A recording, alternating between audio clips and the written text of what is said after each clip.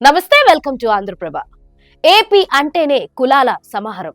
ఆ మాటకు వస్తే దేశంలో కులాలు లేవా అంటే దేశంలో ఎక్కడ ఉన్నా ఇంత పట్టింపైతే లేదు. ముఖ్యంగా రాజకీయాల్లోకి వచ్చేసరికి మాత్రం కులాలను తప్పనిసరిగా చూస్తారు.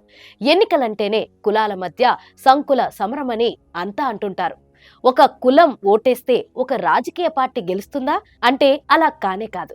ఈ క్రమంలోనే జనసేన పార్టీని కాపులు తమ సొంత పార్టీ అనుకుంటున్నారు. దీంతో ఏపీలో కాపులకు పవన్ కేర్ ఆఫ్ అడ్రస్ గా మారారు. మరి వచ్చే ఎన్నికల్లో ఈ సామాజిక వర్గం అంతా పవన్ వెంట ఉంటుందా? Let's watch the story. ఏ రాజకీయ పార్టీకైనా ఓ స్టాండ్ ఉంటుంది. ఆ పార్టీ అధినేతను చూసి తమ కులానికి ఆపదించుకుంటారు, సొంతం చేసుకుంటారు. ఆ పార్టీ వెంట ఎక్కువ మంది నడుస్తారు. అలా చూసుకుంటే గతంలో జాతీయ పార్టీ అయిన కాంగ్రెస్ ఉమ్మడి ఏపీలో ఉన్నప్పుడు రెడ్ల పార్టీ అనేవారు. ఇప్పుడు విభజన తర్వాత కాంగ్రెస్ పెద్దగా ఉనికిలో లేకుండా పోయింది.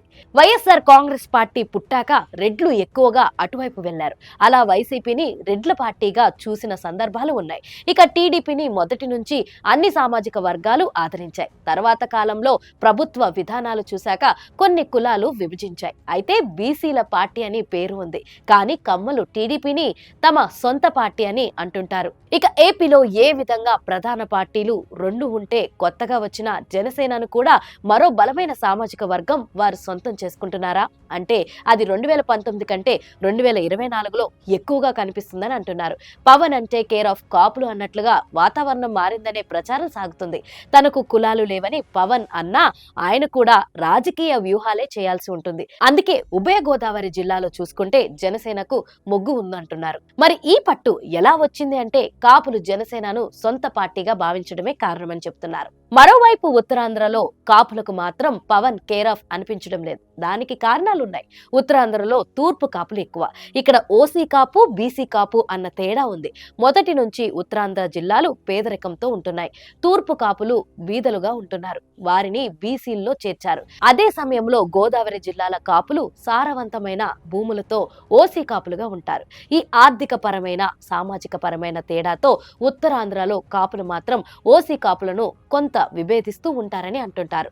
అలా చూసుకుంటే కనుక పవన్ కళ్యాణ్ గోదావరి జిల్లాకు చెందిన కాపులకు మాత్రం కేర్ ఆఫ్ గానే మారిపోయారని అంటున్నారు.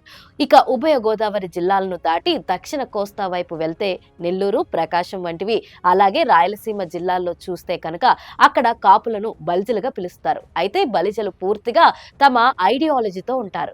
ఒక విధంగా చెప్పాలి అంటే వీరు కూడా వెనుకబడి ఉంటారు. గోదావరి జిల్లాల కాపులను వీరు ధనవంతులుగా చూస్తారు.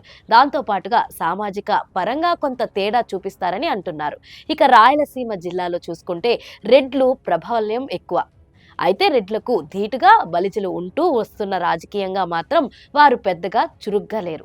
దీంతో మూడు భిన్న ప్రాంతాల్లో మూడు రకాలుగా కాపులు ఉన్నవారు ఆలోచనలో తేడా ఉంటుంది. మరోవైపు చూస్తే వంగవీటి రంగాకు అప్పట్లో ఉమ్మడి ఏపీ వ్యాప్తంగా ఆదరణ ఉండేది.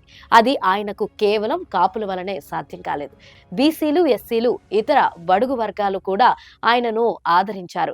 ఇక చిత్రంగా పవన్ కి గోదావరి జిల్లాల కాపుల్లో ఎక్కువ ఆదరణ దక్కుతుంది. అందులో కూడా యువతరం కాపు యువకులైతే పవన్ అంటే మోజు ఎక్కువగా పెంచుకుంటున్నారు.